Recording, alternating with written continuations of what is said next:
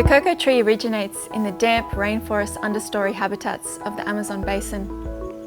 Here, a thick litter layer of rich organic matter develops over time as the rainforest trees shed their leaves, branches, and fruits. The litter layer not only provides cocoa trees with essential nutrients so they can produce their fruits, but it also provides the perfect nursery habitat for a very tiny but very important insect, the midge. The midges are so important that without them, we may not have chocolate, as these tiny flies are the pollinators of the cocoa tree.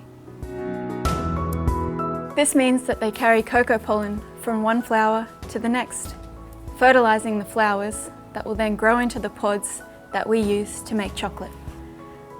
Other insects do visit cocoa flowers. Some can even carry cocoa pollen. But it's not just an insect's ability to carry cocoa pollen that makes it a good pollinator. It's its ability to deposit enough pollen grains where they are needed. The midge's unique body size and behavior when visiting cocoa flowers mean that they collect, carry, and deposit cocoa pollen more efficiently than other insects can.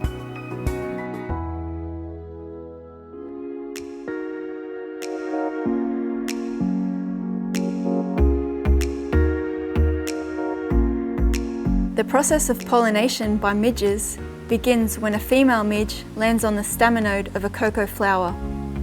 As she lands on the staminode, she begins probing the seemingly attractive flower tissues with her tiny knife-like mouthparts in search of food.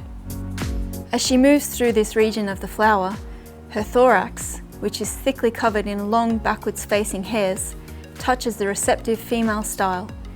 However, pollination cannot occur if she is not yet carrying any pollen. She continues moving upwards and approaches the base of the staminode, where she is persuaded to follow the red guidelines into the petal hood.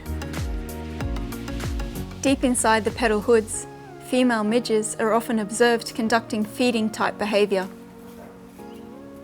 She appears head down with her body thrusting upwards as she works her mouthparts deeper into the floral tissues. While she is doing this, her hairy thorax brushes against the pollen-laden anther, and clumps of pollen become stuck in her thoracic hairs. To the naked eye, the pollen looks like clumpy white sugar or powder. She may continue probing around other areas of the flower, or leave the flower entirely in search of another flower. Now, unknowingly equipped with a back full of cocoa pollen, she lands on a staminode of the next flower and begins the same behavioural process.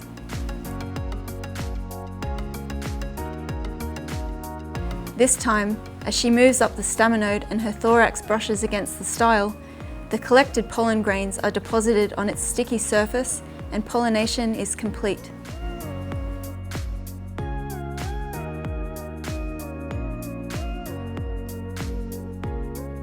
It's vitally important that we support midge populations inside cocoa fields. If pollinators thrive, they're more likely to provide the pollination services that we need. Pollinators need suitable habitats. Providing organic matter such as leaf litter, cocoa husks, and banana pseudostems ensures a safe and protected breeding habitat for midges to use on a cocoa farm.